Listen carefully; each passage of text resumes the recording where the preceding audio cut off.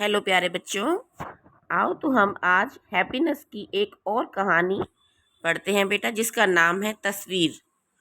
तो चलो कहानी पढ़ते हैं। तो मैं आपको बता दूं कि इस कहानी में ये बताया गया है कि यदि हम पहले किसी के काम की खूबियां और किसी व्यक्ति के प्रयासों की सराहना करें और उसके बाद उसकी हम कमियां बताएं और समाधान के साथ, तो वह अच्छा होता है, अवश्य ही उसका स्वागत होता है।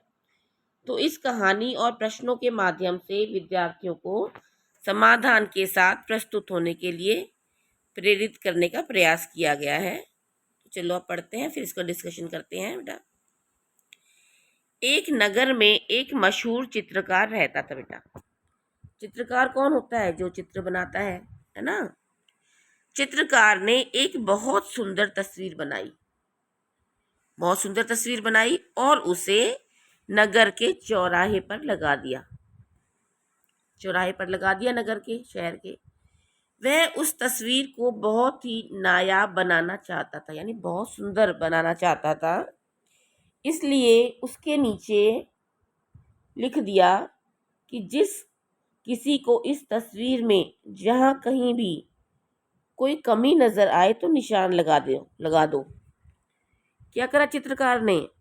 एक बहुत ही सुंदर सी चित्रकारी करी, एक तस्वीर बनाई और उसने उसे शहर के, नगर के चौराहे पर रख दिया। और उसके नीचे क्या लिख दिया उसने कि अगर इसमें कोई कमी रह गई हो तो इसमें बताएं, लिखें इसके नीचे, ठीक है, निशान लगा दो। तो फिर क्या हुआ, जब उसने शाम को तस्वीर देखी, जब चित्रकार ने शाम को तस्वीर देखी तो पूरी तस्वीर निशानों से खराब हो चुकी थी। यह देखकर वह बहुत दुखी हुआ। उसे कुछ समझ नहीं आ रहा था कि अब क्या करे। उसने कहा था ना कि उन्होंने कमी तो बता दी कि यहाँ कमी है, इसमें ये कहाँ कमी है, यहाँ कमी है। तो बहुत सारी कमियां निकाल दी गई उसकी तस्वीर में, जिसे कि देखकर चित्रकार दुखी हो गया और मुझे समझ नहीं आ रहा था कि अब क्या करूं। तभी क्या हुआ, वह दुखी बैठा हुआ था, तभी उसका एक मित्र वहां से गुजरा। उसका एक मित्र आया, उसने उसके दुखी होने का कारण पूछा। तो उसने उसे पूरी घटना बताई कि क्यों दुखी है वह।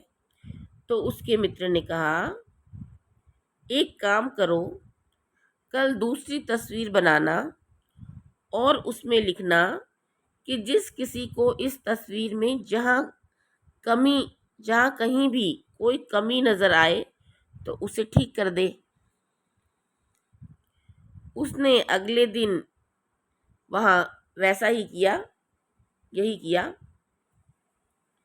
शाम को जब उसने तस्वीर देखी तो उसे बहुत आश्चर्य हुआ। उसने पाया कि तस्वीर पर किसी ने कुछ नहीं किया है। तो इससे क्या समझ आया कि कमियां तो सबने निकाल दी। अगले दिन उसने क्या लिखा था कि जिसको कोई कमी नजर आए तो ठीक करो, उसे ठीक करके दिखाओ कि कैसी होनी चाहिए। तो किसी ने भी कुछ नहीं लिखा, कुछ नहीं किया था। तो इससे कहानी से बेटा हमें क्या पता लगता है कि हम कमियां तो निकाल देते हैं दूसरे में, लेकिन हमें समाधान की तरफ अपना ध्यान फोकस करना चाहिए कि इसका क्या समाधान है। कमियां ना निकालो, आगे क्या किया जा सकता है उस पर हमें ध्यान देना चाहिए। तो देखो, अक्सर देखने में आता है कि अधिकतर लोग दूसरों के कामों में कमियां निकालते रहते हैं। तो केवल कमियां सुनना शायद ही किसी को बेटा अच्छा लगता होगा, लेकिन यदि हम किसी के काम की पहले अच्छाई देखें, खूबियां देखें कि अच्छाई क्या है इसमें, क्योंकि सभी सभी में कुछ ना कुछ अच्छाई जरूर होती है। तो हमें सबसे पहले उसकी अच्छाइयाँ देखनी चाहिए और उसके प्रयासों की सराहना करना चाहिए कि इन्होंने इतनी मेहनत से की है। और उसके बाद उसे कमी बताएं और समाधान भी बताएं कि आप इसकी बजाय ऐसा कर लेते तो अच्छा होता। तो उसके बाद कमियों को समाधान के साथ बताएं तो ये अवश्य ही स्वागत योग्य है। तो यही बताया गया बेटा इस कहानी में कि समाधान के साथ प्रस्तुत करना चाहिए हमें, कोई भी है। तो चर्चा के लिए बेटा प्रश्न है, जब कोई आपके काम में केवल गलतियां ही निकालता है तो उस समय आपको कैसा लगता है और क्यों? कोई उदाहरण देकर बताइए। है ना। तो आपको बताना है कब आपके काम में किसी काम में किसी ने कोई कमी निकाली हो तो आपको कैसा लगा था, क्यों। आपको इसके बाद एक और उदाहरण देना है सेकंड प्रश्न में।